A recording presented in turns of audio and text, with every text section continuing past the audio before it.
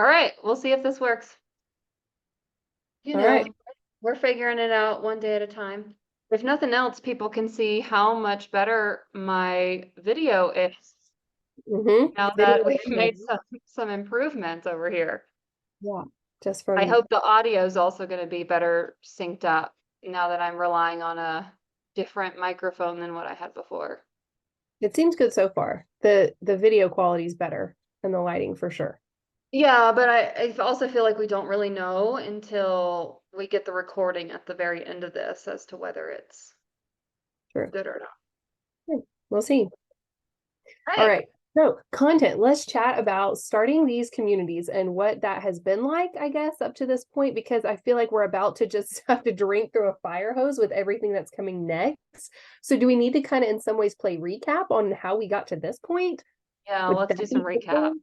Let's Okay. do some recap. Go ahead, kick it off, and then I'll mirror whatever you say. Okay. So, where to start? We'll start What's with your the community idea. about? Okay, my community is about helping people who choose to embrace an animal-based carnivore diet to improve their health and wellness while nurturing the personal growth and development that coincides with any kind of transformational life change. So, basically, I want to help people rebuild their foundation of health through good diet practices and eating a lot of meat and saturated fats to help fuel their bodies while giving them the support they need to navigate the nuances of emotional change that are inevitable along the way. So, I have previous experience with a carnivore community where there was a big emphasis on diet and how to, and they brought in guest speakers and it was phenomenal. And there was great connection within that community, and I love that. However, I needed a little more out of that community in the way of the mental and emotional support, because while a lot of people saw a lot of wonderful transformation and great change, and they were suddenly living their best lives, I felt like I was still really dealing with a lot of struggle throughout that. And that's not totally uncommon, but it's not the typical results. Most people start eating an animal-based carnivore diet and they quickly improve. So I had some stumbling blocks along the way, and I also was dealing with a lot of emotional kind of baggage, I guess you could say, as I was getting rid of coping mechanisms that I'd relied on heavily prior. Um, so it was kind of just learning how to love myself and accept myself while also continuing to wrestle with that new identity of early motherhood. A big reason for me wanting to improve my overall health was because I had really bad postpartum anxiety and depression. And so I needed a way to move myself forward. My health was super struggling and I felt terrible most of the time. So yeah, diet was certainly helpful, and that moved the scale and got things going in the right direction, but there was still a lot of personal work that needed tending to. So I worked on some of that, but needed more support. Um, However, I've kind of had a bit of an independent streak as well and kind of leaned into independence and being alone in some of those hardships. So, I disconnected from that community at a certain point. There were some other things that occurred within the context of that community. So I ended up leaving that and focusing on what my family and I were doing at the time, which was moving across the country from California to the mountains of Eastern Tennessee into a home that we purchased at auction online, sight unseen, and then got here and totally renovated while living out of our converted shuttle bus with our two kids and a brand new puppy dog. So like we had a lot going on, but I knew I wanted to find a way to use my experience with carnivore and my struggles on carnivore and the healing I'd benefited from, along with a coaching certificate that I had earned while in that previous community, to reach people. And I didn't know what form that would take. So my very smart sister, Elizabeth, you told me to sit down and write out my 5-year plan. And so I did. So I wrote out my 5-year plan. Okay, I'm going to grow my blog. I'm going to grow my YouTube. I'm going to, try and go to these conferences and meet people and do that sort of stuff to connect and basically build my community, my email list, or whatever you want to call it, just in the theoretical, right? And so she then said, okay, now that you have your 5-year plan, you it down into 6 months. And I'm like, oh, that's laughable. No way. I got to work on the blog for a year before I build any traction. But no, I just kind of decided to take that advice and went all in and went and signed up for creating an online community with the Mighty Networks platform. And so I went through the process of, I wanted to make sure I had some good content to start.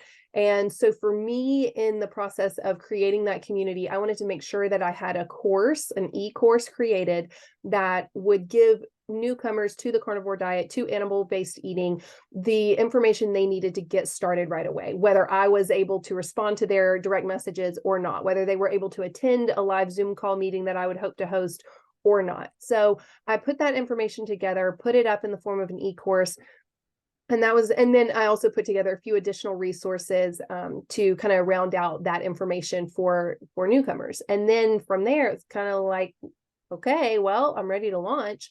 What else do I have to do? I mean, yeah, I could hold back and wait to build the brand and build out a longer email list and have more of an audience to launch to, but I figured let's just go ahead and do this, start the community, launch the community, and bring people in slowly, and we'll just see where it goes. So I think I started working on the components of the e-course in August, maybe end of August, and really cranked that out during September, put the final touches on the community, and launched October 11th. So, very kind of early mid-October. And so now it's, oh, okay, it's December 11th. So it's been 2 months. And I've got, gosh, if I were to guess, I've got maybe 30-ish, maybe 40 members, and about 5 of them are actively showing up to Zoom call meetings, weekly meetings, and engaging on posts in the platform, talking with one another, cheering posts and leaving comments. So, slow start, but I'm not waiting around for 5 years to get this thing off the ground. I've just gone ahead and done it. So that kind of brings you up to speed as far as where I am and how long I've taken to get to this point. And again, this is very early on, and there's a lot more to come. And we can talk about next steps at some point, but that's kind of my little background. Oh, I got more questions for you, digging into some of this nitty gritty, because you had a great time breezing over some of the core struggles. I want you to talk a little bit about why you thought you wanted to start it as a blog, and kind of like that thought process of why you decided to go with community as the format versus blog or podcast. And B, I want you to share a little bit more about that timeline, because let's recall you had something like a 6 or 8 week schedule for yourself as far as making the e-course, and then you found that you were doing it faster than you realized, and then all of a sudden you got to early October and you were like, Sissy, I'm almost done with this, but I think maybe I should wait until after Thanksgiving. I don't want to launch this right before the holidays. I want you to talk about that too, because that was a major shift where you went from so we had the expedited plan, right? The 5-year plan that we turned into the 6-month plan. And then you turned your 6-month plan into a 3-month plan without any prompting from me. I want you to talk about that, but I also want to shout out, it was not me that came up with this concept of the 5-year plan to the 6-month plan. I don't remember if it was Tim, what's his last name, that wrote the 4-Hour Work Week? Oh, what is his last name? Brown? No. I could look it up. It was either a post from him or from Ryan Holiday that I saw that talked about how no one, the reason people don't do the big thing is because they are too scared. Tim Ferriss. There we go. That's it. Thank you. The reason no one ever gets there is because they're not willing to take on the big thing, right? And so there's this kind of misconception that you're up against all this competition, but really the highest ranks, there's hardly any competition because no one's willing to push themselves to that level. Sure, there's, for example, a lot of competition with blogs, a lot of competition with podcasts, but no one's making communities because no one's willing to take that big of a bite out of that elephant.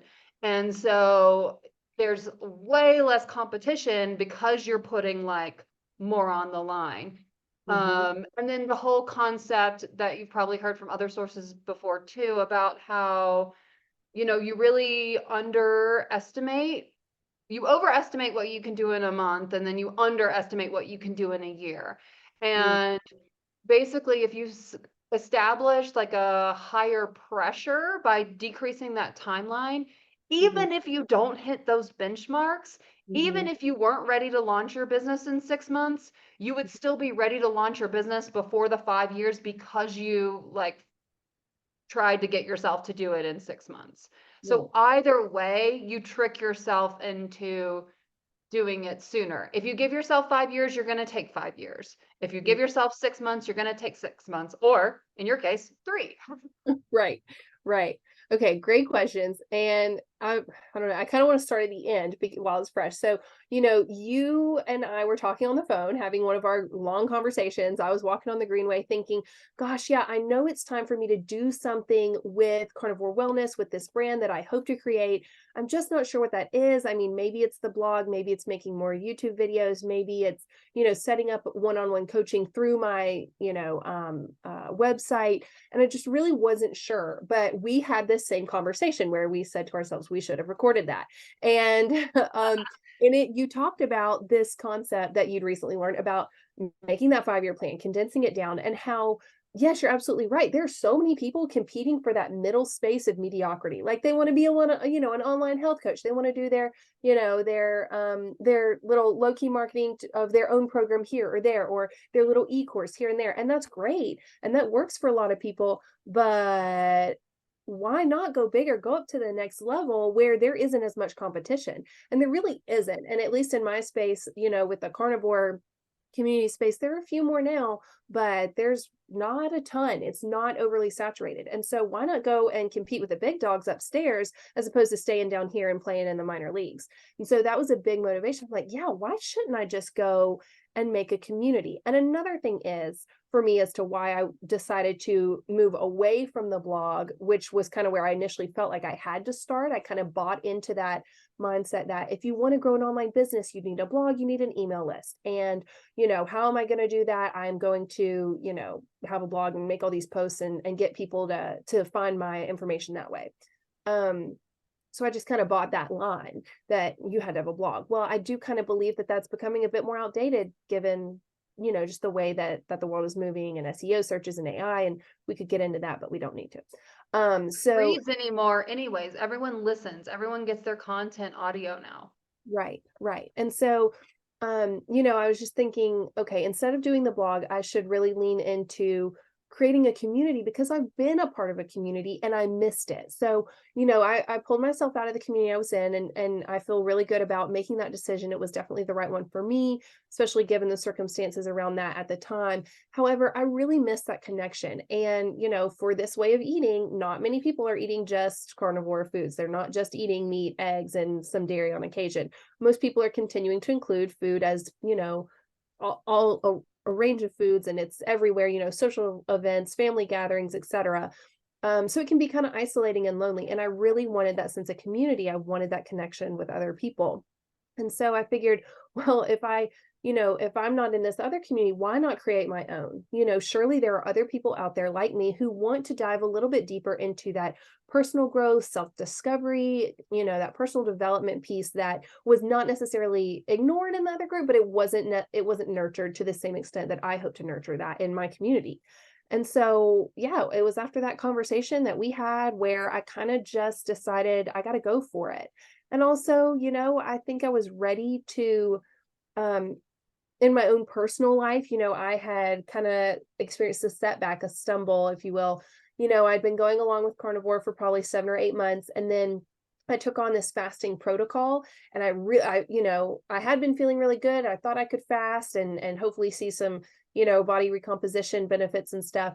But I over fasted. And in that process, I retanked my hormones, anxiety came back, cravings came back. I had a lot of trouble with, just outrageous hunger, and my sleep was messed up. I was having hormonal acne, my hair was falling out, my nails were brittle and breaking, and it felt like a total restart, like kicking me back to where I was before I had started my health and wellness journey of eating densely nourishing foods. And so I kind of had a real hard reset. And I mentioned in that time I was moving across the country and dealing with a lot of stress and stuff, so it was really challenging. And I mean, ultimately, I just I feel like I've gone through that adaptation to carnivore twice because I had the initial time, adapting to carnivore and going through some struggles in that transition period. But then after kind of setting my health back by over fasting and messing with my hormonal balance through that over fasting and that stressor on the body, I kind of went through it again. So it's like, all right, I've got plenty of experience with struggling. And I'm so thankful for the people who do have those immediate success stories and they share those with others. Those are very powerful. But my story is different. And I think that it can allow me to reach other people who may not see themselves in the commonplace story that's being told in this space. And so that was another big motivator. It's like there are people out there who are struggling just like I was. And I want to reach a hand out to them and pull them up and out of that muck and mire because I've been there and I know how hard it is to be alone in those moments. So again, I wanted community, I wanted connection with others, and I see so much value in that for myself that I know other people will have value in those connections as well. So that was Yeah, a and big. I know you saw some stuff, even just like I know you had your own experience with that group, but I know you also saw indications that you weren't the only one that was feeling that way, and or the only one that whose experience was not like getting a voice within the fasting protocol when other people would, highlight some of these more like undesired side effects of it, and then they weren't getting help or they were being told, oh, well, you didn't do it right, or you weren't ready, or you this, that, and the other. Like it was a little bit there just wasn't the adequate support for those people, and potentially maybe they felt that as like self-blame as well.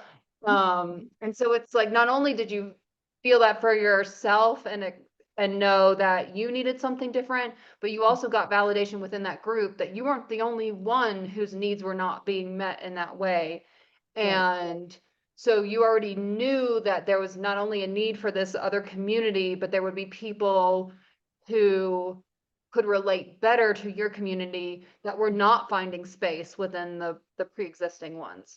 Right, right, absolutely. And so, I did have to do a little bit of mental work around the idea of scarcity versus abundance in this space. And so, sometimes we look at life as a zero sum game. If I'm winning, they're losing. If they're winning, I'm losing. And really there is plenty to go around. There are plenty of people who will be in multiple communities or maybe in this one or that one. You've got to find what's right for you, and that's how everyone is, right? And so in order to kind of come to terms with the fact that what I would have to offer in a space that I would create would be valid, I had to realize that I'm not in competition with anyone. I'm not in competition with that community I was previously a part of. I'm not in competition with the other communities that are starting to pop up. There's so much abundance in this space. There are so many people who they might want to join multiple communities, or they might just need something different. We're not all wired the same. We're not all needing the same thing at different points in our journeys, and that's okay. And creating a space that gives people a more, specific, narrow niche within a bigger topic, subject matter community is really important too. And so I kind of had to wrestle with that because I felt like, well, this community over here, what they're doing is great and they're already top notch. And, they're bringing in, everything that you could hope for in a community. So I had to kind of wrestle with that myself and be like, no, what I have to bring to the table is valid as well and also deserves a seat at the table. And so that did kind of take some back and forth. And that was kind of my own mental, emotional struggle. And then, of course, feeling like, who am I to think that I should host a community, like the audacity to think that I could be that person for other people. And that's a funny little phrase that, Elizabeth and we use that all the time. The audacity to think that I could do something big, or the audacity to think that my opinion or my ideas are valid or worth sharing with other people. Who are we to think that we could make a difference? But why not me? Like if all these other people can go out in the world and make a difference, why not me? Why can't I be one of those people? And so again, just kind of cultivating that mindset of feeling like we do have plenty and we have plenty to share with others, and there are plenty of people out there who will benefit from those things that we want to share and give. Are you willing to talk about too a little bit of that fear you had around any backlash from that other community as you were starting yours? Because I think that was another, like, yes, you had to change your own mindset around like scarcity and abundance, but you also had to like confront that fear, which was a little bit related because it is about like whether or not you're in competition. But I think it was something that had to do, that was more out of your control because it wasn't about how you were gonna show up. It was more about whether or not you were gonna experience any like negative repercussions by going your own way. Yeah. Yeah. So a part of that community, I was previously a moderator. So I was on their team, and I left at a point when there was kind of an inflection point in that community's development. The person who was in charge had to step away for a while, and just the team itself kind of really struggled in that person's absence. And, I just I was new to the team at that time as well, but I could see the writing on the wall. I could kind of see that things were not going in a direction that would continue to be beneficial for me where I was. Remember too that I was really struggling with the return of anxiety. I was having my own doubts about carnivore because it was really hard and I was back in a point of struggle. And because I was kind of removed from the wider community as a team member, as a moderator, I was not able to be as transparent with my struggles. And so I didn't really have that support of the community that I had had previously before I joined the team as a moderator. So, I pulled back and I exited, but it was not, I wouldn't say it was messy for me, but it was, that whole time was messy because there wasn't necessarily the leadership that that community had grown accustomed to operating under. And so I'll just leave it at that. But it was a challenge for me to pull back. And then, for me, I have always dealt with rejection really, really hard. That's been tough for me because, the kid, I felt like I didn't fit in. And then, gosh, early motherhood was so hard for me, but I just pushed other people away. I figured if I was isolated, other people couldn't reject me because I was having so much trouble accepting myself in this new role as well. And so for me, coming into this community that I had previously been a part of, it was the first time I'd really put myself out there and become vulnerable and open myself up to relationships with other people and let other people in and let other people see that darker side of what I'd been dealing with the anxiety and depression. Um, and so in letting people in, I thought, okay, like now I can finally be vulnerable, but I felt rejected. And even though I'm the one who stepped back, I wasn't necessarily pulled back in either. I didn't feel like I didn't feel like I would be missed. And that's okay, big group, whatever. It's not for them to validate my feelings or worry about my comfort level. But when I pulled back, it was kind of, and maybe I pulled back out of fear of rejection. I didn't want to hang around long enough to be rejected. Now, I don't know that that would have happened, but it could For have. watching people get kicked out. So I think that fear was valid, that Right. that could be a possibility if you didn't toe the line, Mhm. because you were watching that happen to other people. Right. And so my own protective mechanism, I stepped back and I stepped out. But then I lived in this space for a long time where I felt really weird about it. Like I love this community. I love the people, the connections, but I felt like I didn't belong there anymore. And that was really hard because yet again, that was like another time in my life where I felt rejection deeply at a time when I had only just kind of come back around to even being open to that. Um, so I had to work around some of that for a long time. And I think that I really had to work on myself for a while. I had to get my health back in place. That took a good 6 months or so before things really started to balance back out and I started feeling good again, the way that most carnivores tend to exist, with calm and clarity and feeling at peace with their bodies and how just their overall wellness is. And so it took a while to get back to that place. And then once I did, I was able to start entertaining the idea of, okay, like I can venture out on my own and start my own business, but always kind of with this fear of, oh, am I gonna step on toes by doing this? Am I going to like, are these people who I still hold in good esteem? They're great people and I love that they are making a difference for a lot of people in this space. But are they going to see me as something that I'm not? Are they going to think that I'm trying to steal their business or steal their members? Or or really in all actuality, they probably don't even give me a second thought, which makes sense. Like, I'm small potatoes over here trying to start a little community with my, little small regular members. I'm not a threat, but I had to work around that in my own mind because I carried that baggage of feeling rejected or feeling like I didn't belong, like I wasn't accepted. And again, that's all on me, that mental kind of shift that has had to take place. And that comes back to a way bigger piece of my own personal journey, which is self-love and self-acceptance. And I'm still wrestling with that all the time, even as I move into like the next steps of this community building and putting myself out there and doing the marketing and content creation. I'm fearful. I don't want to put myself out there because I'm going to be rejected again, or at least that's the narrative in my head. So overcoming that is tough. It's tough.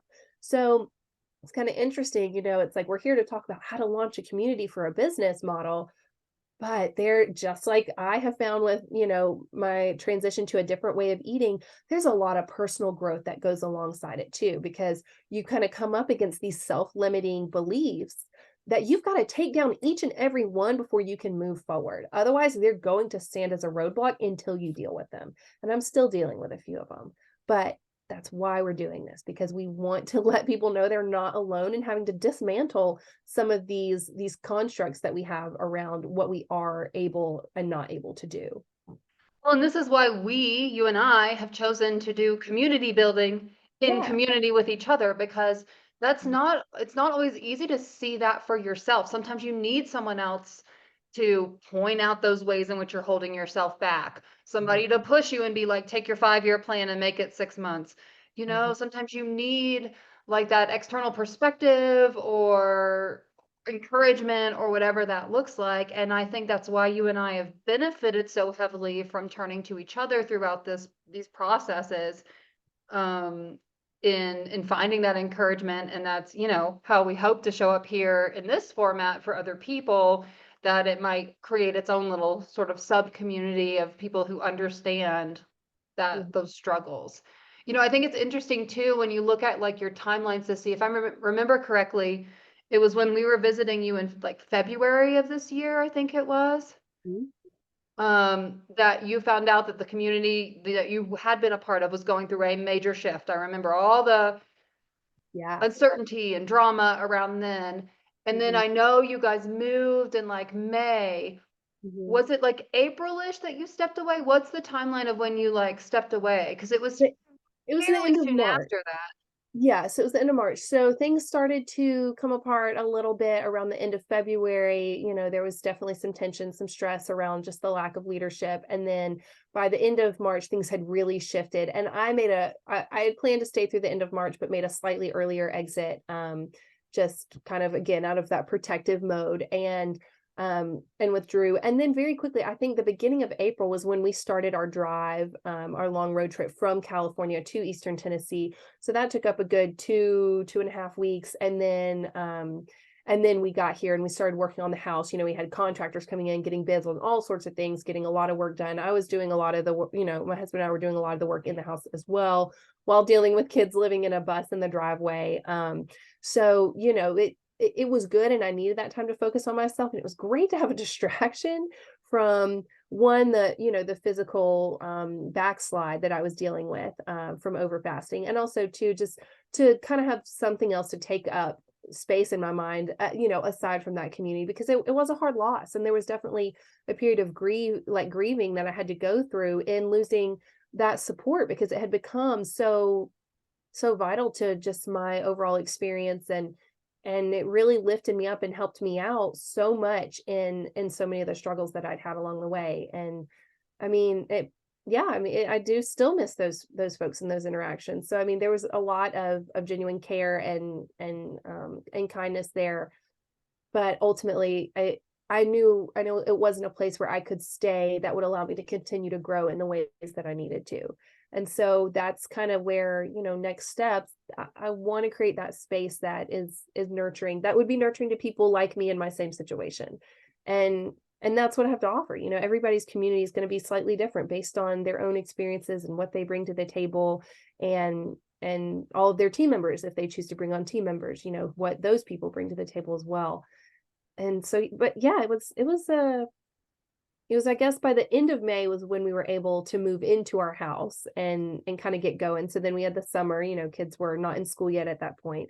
And we really were just kind of putting all on the rounding touches of the house and stuff, and kind of just trying to enjoy our time as a family in a new place, you know, being intentional with our time and what we'd go and do, hiking, going to the river and stuff.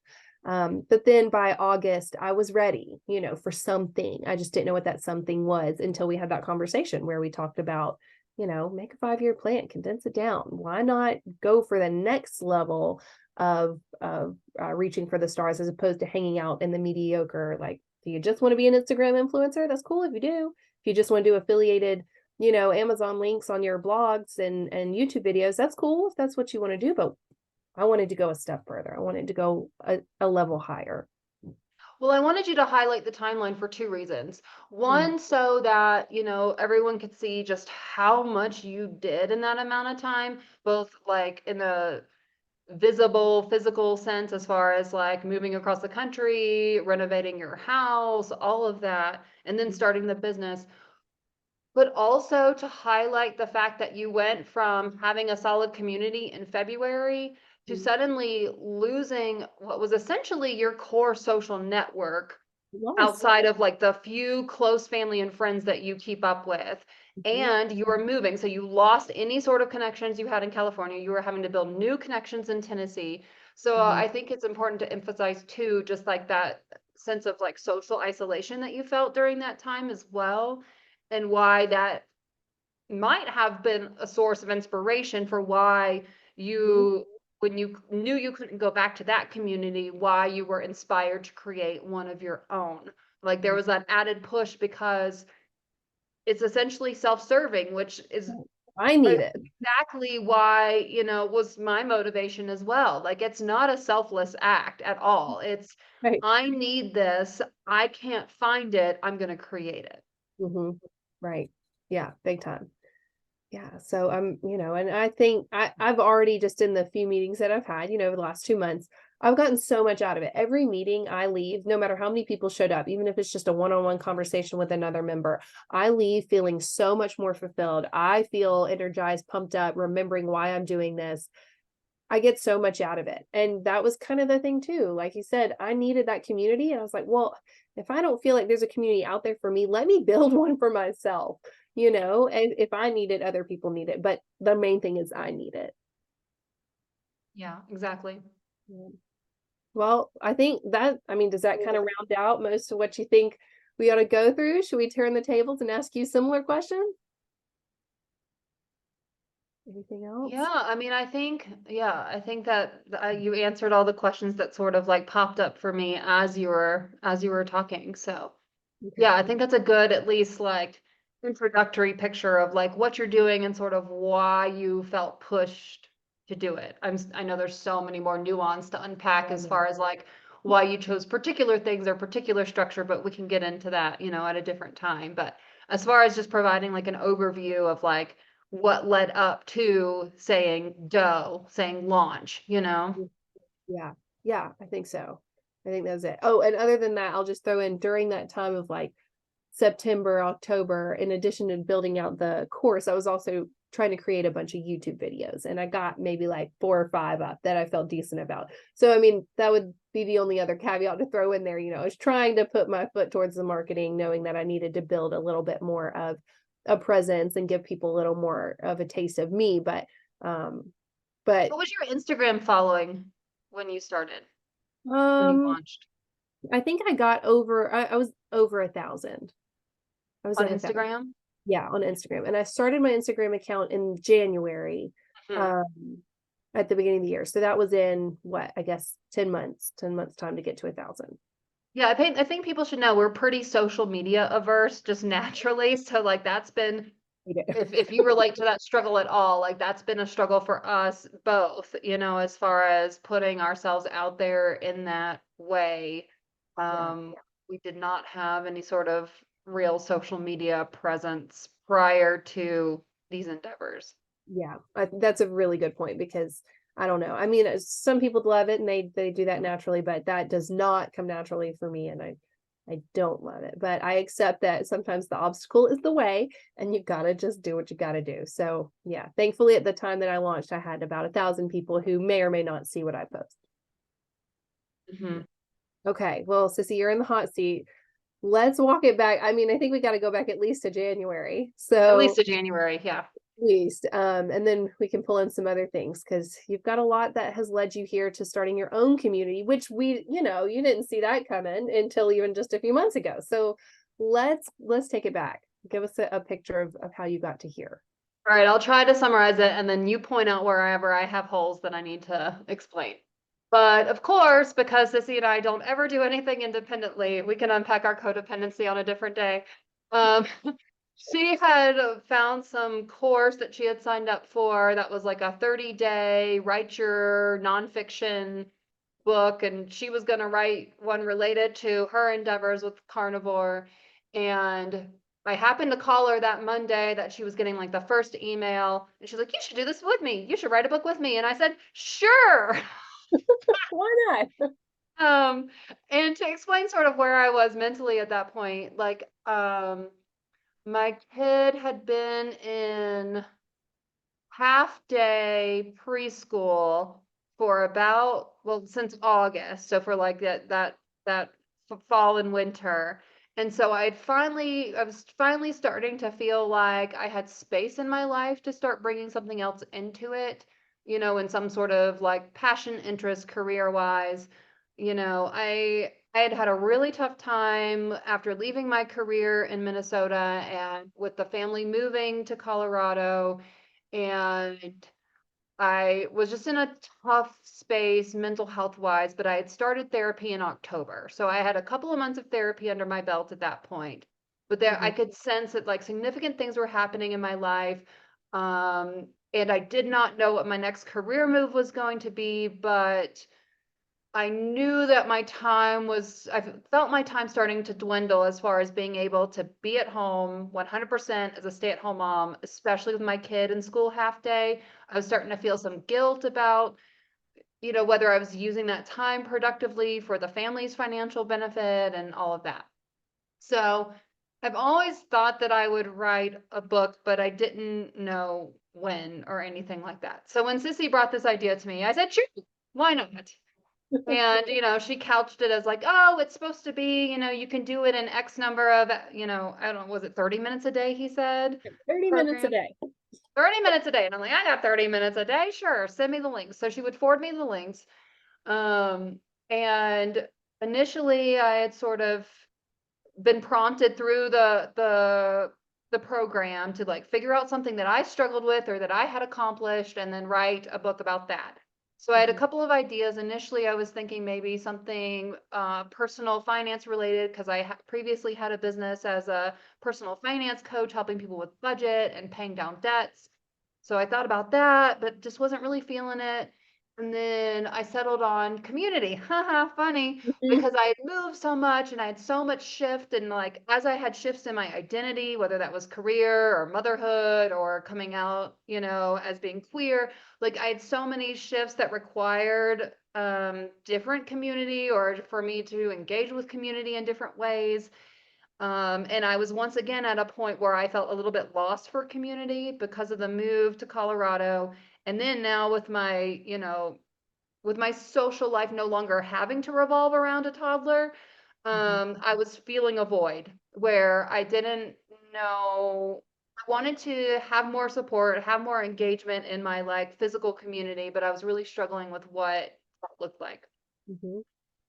But I had started some new things in October, kind of along the same timeline as the therapy, and I was really excited about them to see where they went. I joined a sober group, I joined roller derby, and a book club. And so felt like I had something to say about the struggle of not having community and finding community and the identity shifts that went with a lot of my life.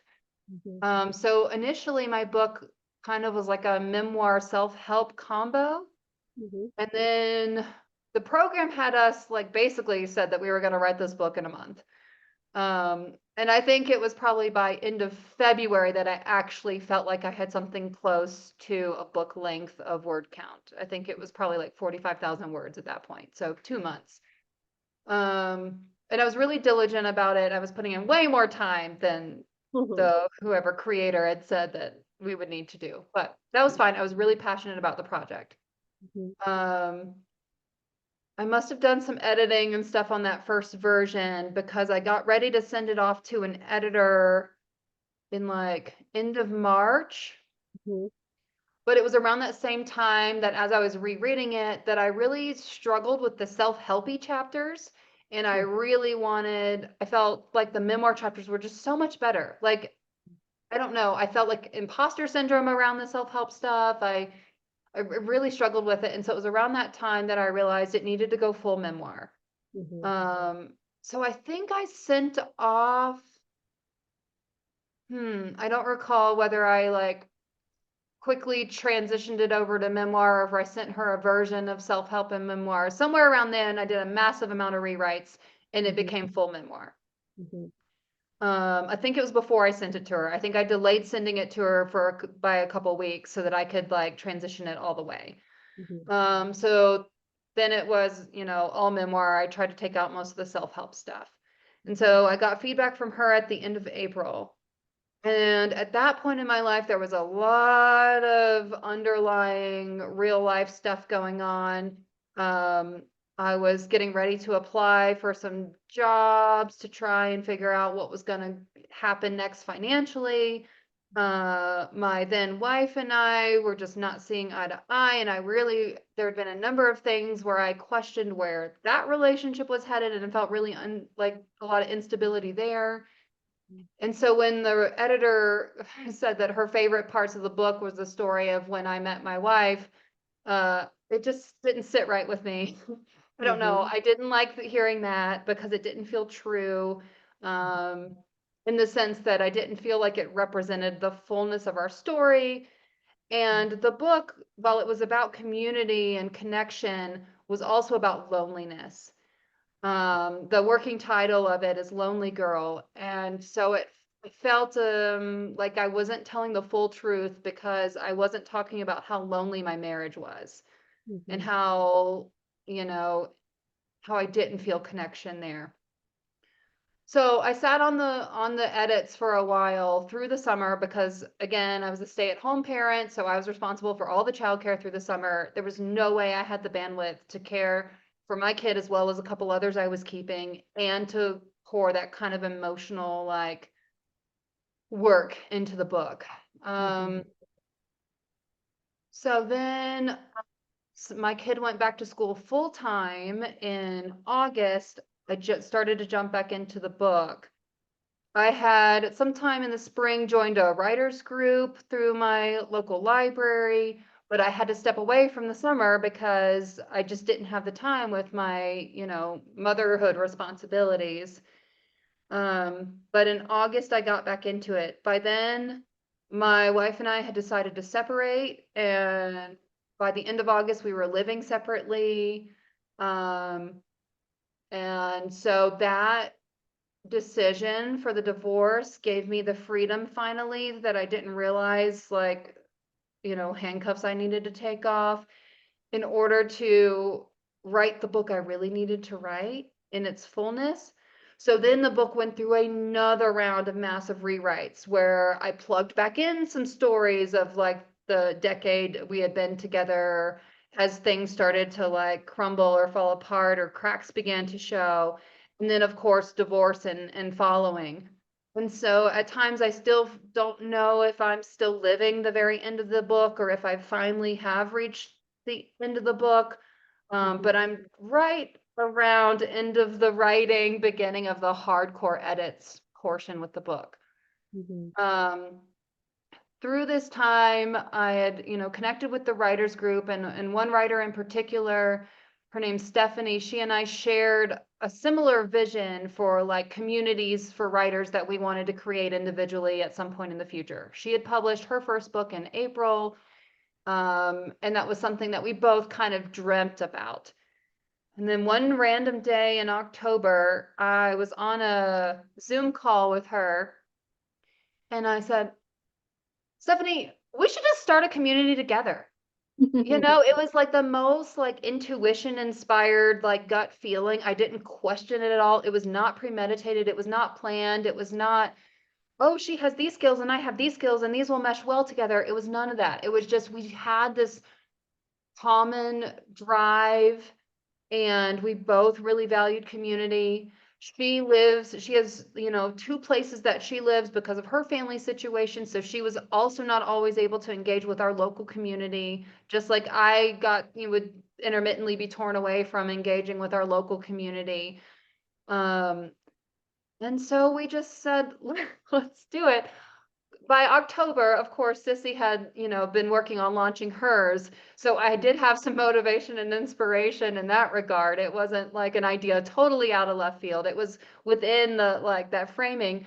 But again, I thought it was post book publishing. It was like, let me get this book written and edited and out there. And then I can start thinking about a community or, whatnot. But I essentially put a pause on the book. Stephanie and I built out and brainstormed the community through the month of November, and then we launched it early December. Again, not wanting to hesitate and let fear, keep us in some sort of holding pattern. She had run a business before, I had run a business individually before, so we knew some of those pitfalls from our previous experiences. And also there was just this beautiful thing about partnership and having someone to basically push you out of your comfort zone a little bit and not having to be responsible for everything, but also being accountable to someone else for everything. That really, I think, helped us move at the pace that we've chosen to move at. Yes. Yeah, that's key. I'm curious. So, you talked about how the book was kind of where you started and you were focused on the book and Sissy, I watched how diligently you stuck with that book and you went back to those edits. And even when you had to take your breather for the summer, you still just tore that thing like a bulldog going for a bone. I mean, you have stuck with that I read book. a bunch of memoir over the summer when I couldn't work on mine to figure out where it was headed and what I was doing. Yeah. Right. So you were you were going after this thing and the book was like the beacon. It was the thing that was waking you up in the morning, keeping you up at night. We'd have so many conversations. So how in the world did you go from the book is my focus, I've got to get the book done, to I'm just going to pivot and I'm going to start a community now. The book can come later. You were so driven on the book. So can you talk about that shift? Because, from the outsider's perspective, it's like, well, okay, she's going in a new direction and I like it, but it was unexpected. So can you talk about that shift and how you arrived at that decision? Oh, I'm so glad you asked that. And I don't know that I have an answer other than intuition. I think that it was the dual realization that I might not have lived all of the book yet. So the book might be best served if I put a pin in it. It also is extremely emotionally draining. And so as I was getting into these heavy writing about the divorce and post-divorce and shared custody stuff, I was finding my energy zapped. And then to feel the pressure to then go back and edit all this heavy stuff, I was really craving a little bit of a break, or at least a way that I can take some time off and on with it, as opposed to being so intensive like I had been. I wanted a fun project. I wanted something a little bit more out of my head. I felt like I was living in my head for so long. So those are a number of reasons of why I was kind of pulling away from the book. And then, of course, the idea of the community, the fact that you were creating a community, then being accountable to Stephanie for the community. I tend to err towards not juggling multiple things. I feel like I perform better when I can focus almost exclusively on something. And so since I was the one that posed the idea to Stephanie about this joint venture, I did feel responsible for making sure that I really saw that through, and knowing that we had set as from the jump, we had set it as we're building this for a month and then we're launching. We knew we wanted to launch on the end of National Novel Writers Month. because that creates a sense of community online, and we wanted to piggyback off of that, because then those writers lose that kind of online community. It's sort of just hashtags for the month of November, right? So we knew we wanted to piggyback off of that. And so the only way I felt like I could show up and do that well was to do it like wholeheartedly and to be all in on it. Mm-hmm. And then as I started to like put the effort into the community, I then only in hindsight recognized the genius of the plan, Yeah. that by creating this community, not only was I building in the accountability meetings, which are a part of the community, so that I would be intentional about setting aside that time to write or edit, but also the community will ultimately have critique groups, which will help me with the editing phase. And then, whenever I'm ready to actually, publish the book, I have a community to launch it to, they who have engaged with my story, who know my story, because I mean, I have nowhere near 1,000 Instagram followers, Sissy. I probably have 30 on my personal page, like, or even on my like writer personal page, as opposed to the community business page. But I mean, it's minimal. And so then only in hindsight did I recognize that, like, oh, this is why my intuition like is pulling me this way. This makes sense to actually put this before that, or to Mm-hmm. take the pause and see this out.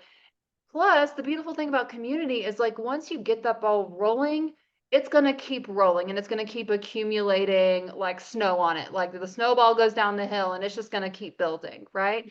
So it was just, it's not that I'm having to pause permanently or even like long term. It's literally like pause to build it. And then, I mean, I foresee that as early as January, post holidays, I'll be back at the book again. Mm-hmm. Yeah. But now I'll be doing the book alongside the community. I'll be writing the book in the accountability meetings. I'll be, editing the chapters based on the feedback I get in the critique groups. But Mm-hmm. that honestly, that realization was only in hindsight that worked out that way. I Mm-hmm. just followed my gut. Which again just goes to show what a gift intuition can be, and following that, that compulsion to, hey, Stephanie, let's start this community, that's brought you to a place where everything kind of looks like it's going to fall into place for you as you continue to move forward. Now I'm Yeah, I had curious. to realize that all my deadlines were self-imposed. I mean, I still have an idea of like when I want the book to be done. Oh, Mhm. and the other thing that I feel like warrants some, credence too, is I had this plan because I told Stephanie we were gonna launch it, we were gonna start doing it in November. Mhm. I thought I was gonna edit my book and do some serious work on it in October. That was Mhm. my plan. I have it mapped out. I knew what steps I needed to do. I had earmarked how long each step was gonna take me, and I was just gonna like go after it, right? Mhm. But with the logistics of the co-parenting and shared custody, with the emotions at the dissolving of the official legal dissolving of the marriage, Mhm. and all of the other obligations I had, like I was not in an emotional place to do that work. I mean, I really struggled the last 2 weeks of October in a number of areas in my life, or essentially all of them, frankly. I was Mhm. not in a good place to be like immersing myself in the heavy emotions of the book. I needed to take care of myself. And I Mhm. was doing literally everything I had to do to take care of myself and just Mhm. get myself through those days. I mean, Mhm. I really experienced a lot of grief around, the shared custody schedule and not having my kid with me a week on and a week off, and feeling like I wasn't a full-time mom anymore. Suddenly I have a week here and there that like I have zero like idea of what she's up to and what she's doing, and it just felt Mhm. really weird and very jarring and extremely sad, and I had to take out the time to do that. So I think I was also being faced with the reality that it wasn't going to work on the timeline that I had set, but that Mhm. my priority was myself and my health and my well-being, Mhm. and I just had to let it go. Right. Right. And I think that was wise. And, like you said, it kind of coincided at a good time. You had to take that plan that you had for editing, set that to the side. But, you had the community to focus on, which I think was really good because it didn't have to come from that same emotional place that your book did, the book. Right. Yeah. Right. Well, I'm curious to see if you're willing to talk about some of the finances around your decision making. You mentioned at the beginning of the year, you were kind of feeling like, okay, I can't be a stay-at-home mom forever. What's next for me and my family, the finances. Talked about Yeah. keeping children over the summer, kind of supplement income, and even applying to a few jobs. You got very, very close on one of them. That was like, whoa. And then, kind of how the finances have impacted or not your decision making over the last kind of 3 or 4 months. Gosh, I think the finances have been probably the biggest part I've wrestled with. Mhm, It's been my biggest obstacle and also my biggest motivation for the choices I've made. mhm, So the way it started out is in May, I had secured a part-time job with the school system, which was great because the idea was my income was just meant to be supplemental to the family at that point, and I needed to have a job that worked with the school schedule because I was always going to be the one responsible for the snow days and the winter breaks and the summers, etc. At mhm. least until my kid was old enough to be enrolled in the summer camps around here, which I think is 6, which means post kindergarten. So Right. I knew I had 2 more years where I had to figure out how I was gonna make that work, Mhm, financially and logistically as far as like the childcare. That was on me. mhm, Um, so I went into the summer with that being the plan for August. Like I mentioned, in the summer, I took on other childcare, and ultimately that's what sort of timed my decision for, pushing for the divorce, which was uncontested. It was, amicable and agreed upon and needed to happen. There was no pushback. But mhm, part of that timing was because, okay, we have an influx of money right now because I am, making some money during the summer. We need to start putting the pieces in place for ourselves both that we mhm, can separate and, in the next couple of months. mhm, Um, so over the course of the summer, that's when I applied to the job with the Colorado Trail Foundation. It was a new position that they were filling, and I felt like I had all the skill set that they were looking for. And I made it all the way to the final 2, and then they went with the other guy. mhm. It's kind of funny now because I've read his qualifications now that they put up like a bio for him, and oh my God, he's so qualified. Ah, Um, funny. so I'm so proud of myself for have making it that far. They must have seen, that drive in me and everything. But Yeah, over the course of like doing that, it was a very extensive like interview process, multiple yeah. interviews, videos, gosh, a group interview. I mean, it was extensive and it lasted probably a month. Yes. Over Wow. that time, I had turned down the part-time job at the school Mhm, because part-time was no longer going to work from a financial standpoint when I was having to figure out how I was independently going to afford my life. mhm, Um, they countered with a full-time job with benefits, mhm, um, which was very tempting. But when I looked at the numbers, it still would not work out because of the way they do the like health insurance and they divide the 9 months worth of income by the 12 months of the calendar year. I could not, it still wasn't the answer. It still would never be enough. And to devote that much of my time to something that ultimately is still going to put me $1,000 in the hole each month, but also yeah, take all of my time so I couldn't take on other jobs, it just felt like a dead end. So mhm, ultimately, I turned that down right before finding out that I didn't get the other job that I was, number 2 for. mhm, So that was really scary, because basically I had suddenly had no plan again, other mhm, than maybe I would, offer to do full-time childcare. In this area, childcare is really hard to come by. mhm, So I knew that there was a market for that if that was something that I wanted to do.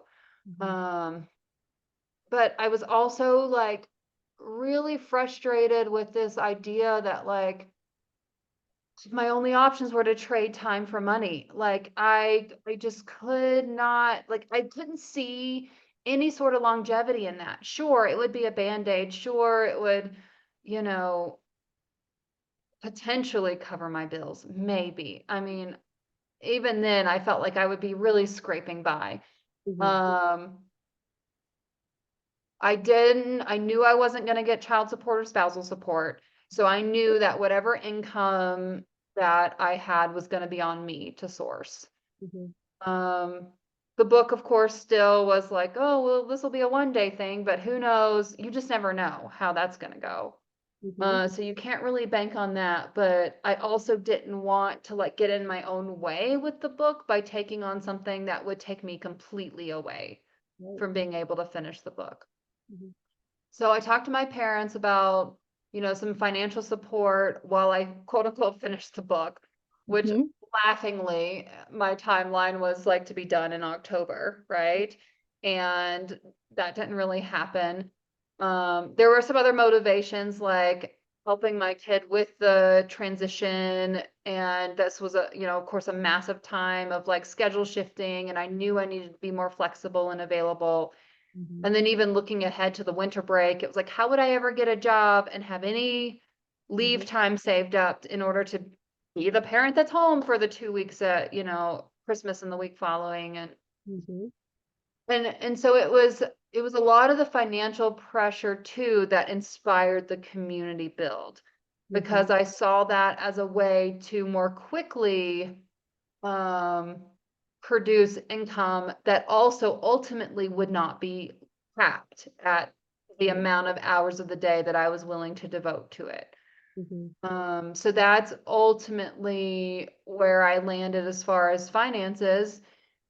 And I have family support for a little while longer as I, navigate this. I have side hustles, some Okay. pet sitting, some childcare I do, when my own kid is on break, I take on other kids, as needed. And, just figuring out a way that feels scalable and sustainable. I've even more recently considered, do I take that part-time job at the school again? So I'm not giving up all my hours, Mhm. but I give up my morning hours, which are my best mentally. Mhm. Um, so I haven't taken that plunge yet, but it's still an option. And I'm just basically trying to walk through all the open doors I can until Mhm. the door closes and just see it through. Right. But finances do have a huge impact on those decisions. Yeah. Yeah. Well, and it's so interesting just that your journey started with this 30-day challenge of writing a book. And Mm. now here you are launching a community. You've already launched the community with a partner. And I mean, y'all have a really good, clear vision for where you want to take this writing group. No Yes. doubt in my mind that y'all will find success. It may take a little bit as you try and Right. figure out how to market this group and Yep. reach your people where they are currently before you can bring them over into your community. Um, but wow, just what a ton of work you've done. And yes, you've made big moves too. I mean, like you can check them off on paper. You've been writing this book, you sent it off for editing, you got it back and did some more editing. You've navigated a divorce, which is not easy, and that is so just emotionally heavy. And then also, like right on the heels of that, you were working every day of the summer with kids, like screaming in your ear all the time, reading a bunch of memoirs, and then still applied for that job, went through that whole process, which felt like a job in and of itself. My gosh, the amount of work you had to do for that. And then, just the back and forth decision making of trying to figure out, okay, now what, as these pieces kind of settle into place. And you've done so much work. Yes, you've made a lot of changes, but like there's been a phenomenal amount of intense emotional work and personal growth that has gone on in and amongst and around all of these different aspects of your life. Whoa, that's been a time. Like, how does that play into how you feel prepared or able to show up for the community now? I think it's had the biggest impact on the memoir itself, but I Mhm. think that will have a trickle down impact for the community. So when I went through the revamp of including the divorce and including a lot of those preemptive stories that kind of like the cracks in the foundation leading up to the divorce, um, that was also a time personally where I had recognized I wasn't being valued. I did Mm. not feel loved, and I was relying on myself and developing my own self-love, self-worth. And those were huge. And I heavily relied on therapy, to help navigate that. But that was happening both leading up to the divorce.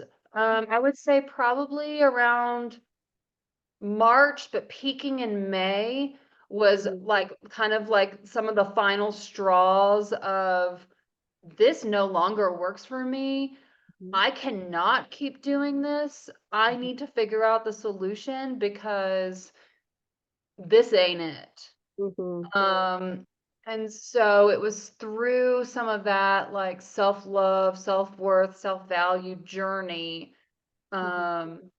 both leading up to and following the divorce, that really changed some of the overall even theme and messaging of my book, Mhm. because it went from being really focused externally on community, Mhm. and belonging and connection, to highlighting that external need and drive for connection, but Mhm. also ultimately knowing you're never alone because you always have yourself, you're always connected to yourself, how to connect to yourself Mhm. anyways, because that can be a struggle. People can feel really disconnected from themselves.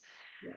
Um, and so the book took on a whole deeper meaning, what I consider to be a more significant meaning, Mhm.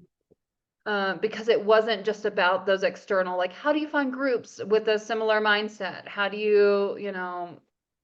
explore new places? And it became more about my own internal work.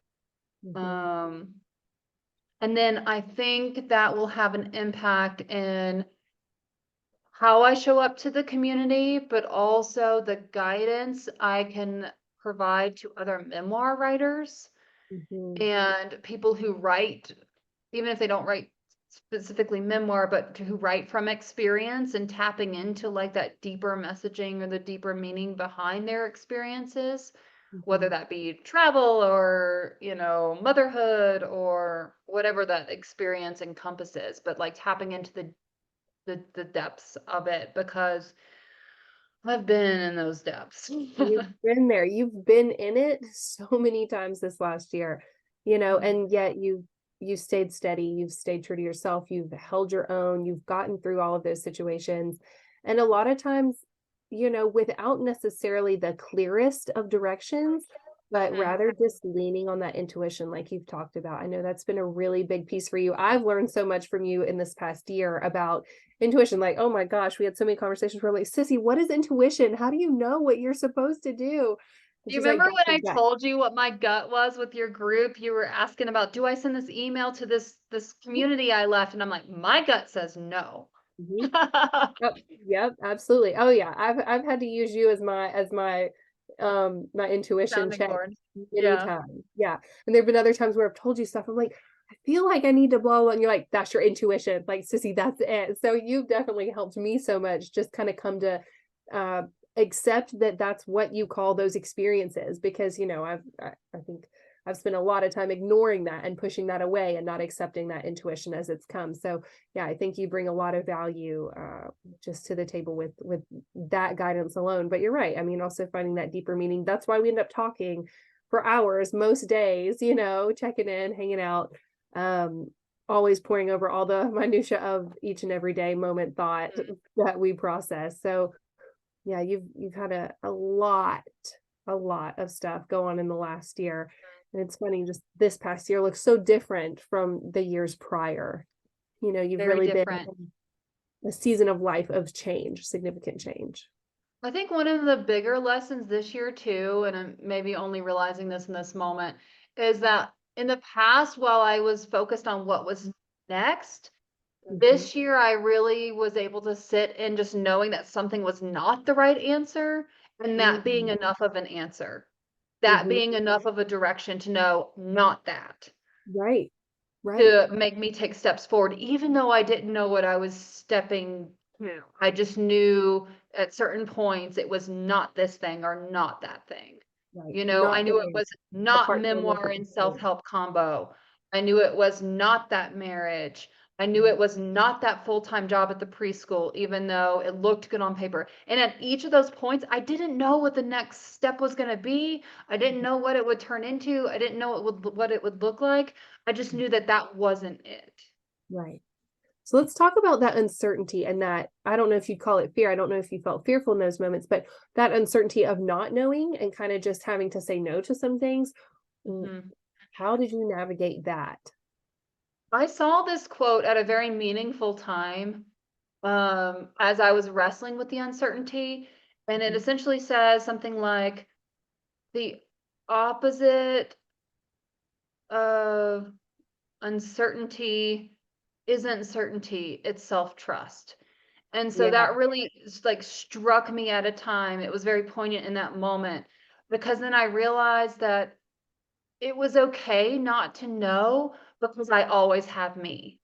because Mhm. I know I'm not gonna let, myself live on the streets, and neither are my parents. Like, I'm going to be okay. And I have found a way in my life over and over and over again. And of course, those stories are in the memoir. I don't have to rehash those here, Right. but like this is not the first time that I Mhm. have found myself in a very uncertain place where I don't know what's next.